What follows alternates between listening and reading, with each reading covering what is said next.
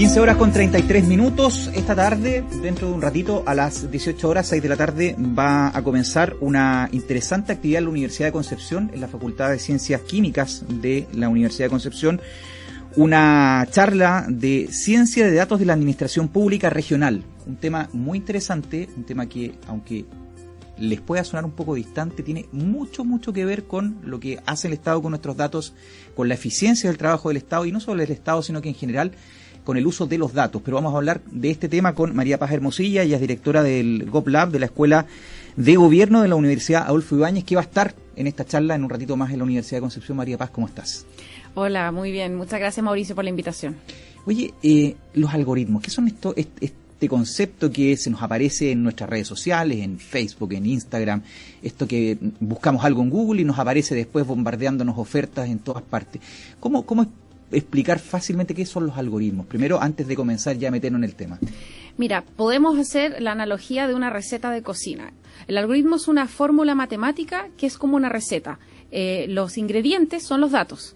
Ya, por ejemplo, para decidir un crédito, para hacer un prefiltrado como una preevaluación de crédito, te podrían preguntar cuánto ganas, un dato, cuántos años llevas trabajando en tu organización, otro dato, si tienes algún bien, ¿no es cierto?, a tu haber, un auto, si eres dueño de algo, otro dato, 3 datos. Voy a tomar esos datos y los voy a poner una fórmula, y los voy a, dividir, multiplicar, voy a hacer una ponderación de cuánto pesa cada cosa, y eso me va a dar un resultado, que en el caso de la receta cocina sería los ingredientes, la receta, y hago un queque, por ejemplo. Entonces, el resultado de esta receta matemática es, en este caso, ¿eres sujeto de crédito o no eres sujeto de crédito? Entonces, es básicamente una fórmula matemática que toma insumos y te entrega un resultado que a alguien le sirve para apoyar una decisión o tomar una decisión. Y eso es lo relevante, que a veces se están tomando decisiones sobre nuestras vidas que nos afectan y no necesariamente lo sabemos. Ya, y esas decisiones en la administración pública, y metiéndonos un poco en lo que va a ser esta charla, tiene que ver con políticas públicas, con decisiones que toman instituciones de gobierno en función de nuestros propios datos, ¿no?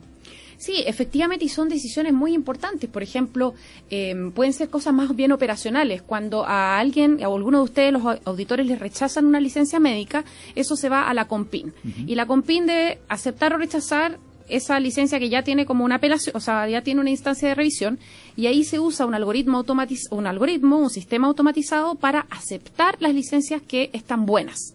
Y luego las que se tiene alguna sospecha de que pueden tener algo, se mandan a un médico contralor que lo revisa manualmente. Pero primero se ocupa este algoritmo, entonces. Primero, y para acelerar el plazo, porque había un tema de que más de 120 días se demoraban en revisar licencias. Estamos hablando de la gran mayoría de las personas tienen licencias bien emitidas, ¿no es cierto? Están legítimamente enfermos. Entonces, ¿vamos a hacerlo esperar 120 días para que les revisen o podemos automatizar una parte del proceso asegurando un nivel de confiabilidad que en este caso al Estado no le haga perder recursos, ¿no es cierto? Porque una licencia falsa hace que el Estado pierda recursos. O sea, el buen uso de estos datos para ocuparlos como insumos en estos algoritmos es algo que puede ayudar a la eficiencia del Estado. O sea, efectivamente, hay muchos casos de eficiencia. Fiscalización, por ejemplo. La Superintendencia del Medio Ambiente tiene 250 funcionarios aprox la última vez que revisé, y hay más de 17.000 cosas que fiscalizar o unidades fiscalizables. Imagínate, claro, no da. Estamos hablando del medio ambiente. Entonces, en este caso, ellos usan datos como las imágenes satelitales y han usado algoritmos que revisan 30 años de imágenes para probar que una empresa, por ejemplo, con una operación minera, secó un humedal. Y eso en los tribunales se ha usado como elemento probatorio. Entonces, en ese caso, también es para ayudar, por ejemplo, a aumentar la cobertura y la eficacia de la fiscalización. Ya, y en ese sentido, ¿qué tan avanzado está el uso de estos algoritmos y qué tan profundo ha avanzado dentro de la administración pública? Tú vas a hablar ahora en un ratito más en la Universidad de Concepción de este tema de la administración pública regional. ¿Qué tan extendido está el uso de estas fórmulas, de estas recetas? Mira, sabemos algunas cosas y otras no las sabemos. Nosotros el año 2021 hicimos un estudio con el Consejo para la Transparencia en donde le enviamos un cuestionario a todos los organismos sujetos a la Ley de Acceso a la Información. Nos contestó un tercio. Y de ese tercio encontramos unos 90 sistemas, pero la característica interesante era que hay sistemas que, por ejemplo, crean a nivel central y que luego se usan en todo el país. Por ejemplo, en los consultorios, en los centros de salud familiar, se usa un algoritmo para ayudar a revisar los exámenes de fondo de ojo. Cuando las personas diabéticas deben hacerse un examen una vez al año para evitar la ceguera por una enfermedad que se llama retinopatía diabética. Entonces, no hay suficientes oftalmólogos para revisar todos esos exámenes, pero sí es más factible poner las máquinas en los centros de salud familiar y tener a un tecnólogo o un técnico que haga el examen. Entonces, esos exámenes, por ejemplo, los revisa un algoritmo, y en ese caso el algoritmo es la misma lógica que FONASA. Todos los que están buenos no los ve un doctor, y todos los que tienen cualquier señal de anomalía se mandan a revisión de un oftalmólogo para que pueda decidir si esa persona está bien de su visión o hay que mandarlo a una consulta de especialidad. Ya, ahora tú mencionabas el Consejo de la Transparencia, y saliéndonos un poco del tema de los algoritmos y yendo al uso de los datos como un todo dentro del gobierno del Estado.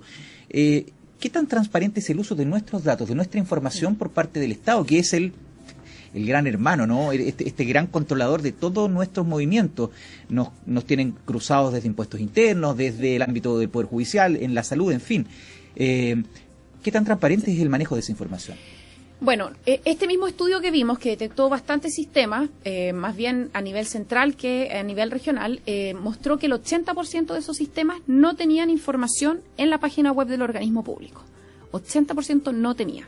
Y el 78% de los sistemas detectados usaban datos personales. Ahora, yo creo que el Estado de Chile en este minuto no es que tenga la capacidad de ser gran hermano. Hay muchas cosas como desarticuladas. Puede ser que impuestos internos te conozca muy bien económicamente, pero eso no significa que otro impuestos internos es muy celoso con la información. No somos Corea del Norte. No, para nada. Presume que la información de cada ciudadano está súper... Mi experiencia es esa. Entonces, básicamente, hay falta de transparencia en cómo se toman decisiones con datos, pero lo bueno es que se viene una buena noticia, porque el Consejo para la Transparencia, a finales del 2021, ya con todos estos cambios de año, o sea, hace ya más de un año que anunció que está preparando una norma que se llama Instrucción General, que va a obligar a los organismos públicos, cuando entre en vigencia, a publicar proactivamente los sistemas que tienen. Información mínima desde la lógica de los sistemas. Vamos a poder acceder, por ejemplo, Ministerio de Salud, entrar a la página de transparencia y ver qué sistemas tienen y cuál es su propósito y cuál es su lógica de funcionamiento. ¿Y se ha avanzado en la incorporación de esto? Nos imaginamos que con la modernización del Estado este proceso va de la mano, ¿no? Va de la mano, pero falta más articulación. Afortunadamente estamos implementando la ley de transformación digital, por ejemplo, para que los organismos públicos ya no estén creando papeles, sino creen documentos digitales y todas las notificaciones, todo se demore menos. Pero todavía no tenemos una política de datos en el Estado. Sí hay buenas señales desde la División de Gobierno Digital, que ya dijo que va a crear una política de datos durante el gobierno del presidente Boric. Estamos muy atentos desde las universidades, desde la sociedad civil, esperando que haya esa política, y en esa política esperamos que se integre aspectos de transparencia en el uso de datos, pero lo más probable es que primero sea obligatorio.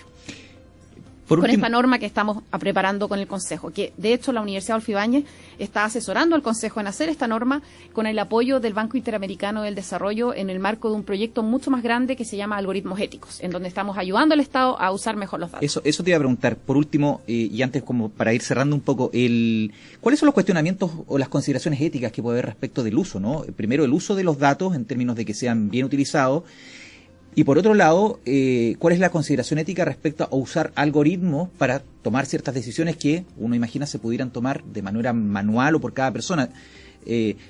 ¿Cuál es dónde está esa línea, ¿no? Esa línea es ética para hacer un análisis de que esto esté por una senda de que en el fondo la sociedad convenga que esto está bien hecho? Mira, lo más importante cuando uno empieza a ver si quiere usar datos o no es ver si puede mejorar la situación actual. Estamos con listas de espera de 120 días, las podemos reducir a 30 días. Entonces, lo primero es ver si es viable que los datos nos ayuden a resolver el problema. Si es viable, va a ser proporcional usar esa tecnología. Si decidimos que vale la pena, porque vamos a tener mejor calidad de vida para las personas, lo hacemos. Es inviable que el Estado en este minuto haga todo manual, porque el volumen de los procesos y las exigencias de la ciudadanía también, a nosotros nos gusta que las cosas ocurran rápido. Y somos millones de chilenos. No es posible que todo se haga manual. Entonces, está bien automatizar, pero hay que hacerlo con cuidado, hay que hacerlo bien cuando vaya a agregar valor. Entonces, en ese sentido, por ejemplo, si tú recibes un subsidio y el Estado te dice, Mauricio, ¿no sería bueno, gente como tú también recibe este otro subsidio? Ve si tú calificas. ¿Te gustaría que un algoritmo te recomendara postular a un subsidio que tú calificas? Probablemente sería muy bueno, ¿no es cierto? Una ayuda. Exactamente. Entonces, es importante primero que sea proporcional el uso de la tecnología. Esa es como la primera pregunta antes de partir. Y una vez que ya decido usarla, tengo que ser transparente. O sea, las personas tienen que saber que hay una decisión automatizada. Si es un chatbot, tengo que saber que es un chatbot y no una persona, ¿no es cierto? Tienen que proteger mis datos personales. Como los que hay en las aerolíneas, por ejemplo, cuando uno pregunta. Claro, tenemos que saber que estamos interactuando con un agente automatizado, que haya transparencia, que yo entienda cómo se tomó la decisión. Si el Estado me va a rechazar un beneficio o no va a dejar a mi hijo entrar a un colegio, no le va a asignar un cupo, yo debiera entender como apoderado por qué eso ocurrió. Eso es otra dimensión muy importante. Y lo otro es que si el Estado comete errores de manera automatizada, tiene que haber una responsabilidad, una rendición de cuentas que yo me permita corregir ese error. Y no corregirlo yendo a tribunales y contratando a un abogado, no, corregirlo de manera simple, de manera administrativa. Entonces, hay temas de protección de datos, de transparencia, de proporcionalidad, de equidad, que no me discriminen. Si el Estado va a estar revisando los exámenes por ejemplo, de pecho, de radiografía de pecho para detectar COVID, y esa ese algoritmo lo detecta mucho mejor para ti que para mí, eso es injusto. Debiéramos hacer un sistema que lo detectara igual para hombres que para mujeres, por ejemplo. Si vamos a estar usando algoritmos para detectar enfermedades, necesitamos equidad en esos algoritmos, que sea justo. María Paz, bueno, 18 horas esta charla que se va a realizar en la Universidad de Concepción, en la Facultad de Ciencias Químicas, Ciencias de Datos en la Administración Pública. Queremos agradecer estos minutos con la radio, un tema muy interesante, muy de vanguardia, que está muy presente, probablemente muchos lo ignoramos porque no sabemos que está todo esto detrás, pero ha sido muy clarificador conversar contigo. Muchas gracias. Y si quieren conocer más, pueden visitar algoritmospublicos.cl. Ese es un portal donde van a encontrar más de 70 sistemas que el Estado ya tiene implementados para tomar decisiones. Entonces, lo que les interese también pueden aprender más ahí. Muchas gracias. Bueno, gracias a ti. Los protagonistas de la noticia están en la radio.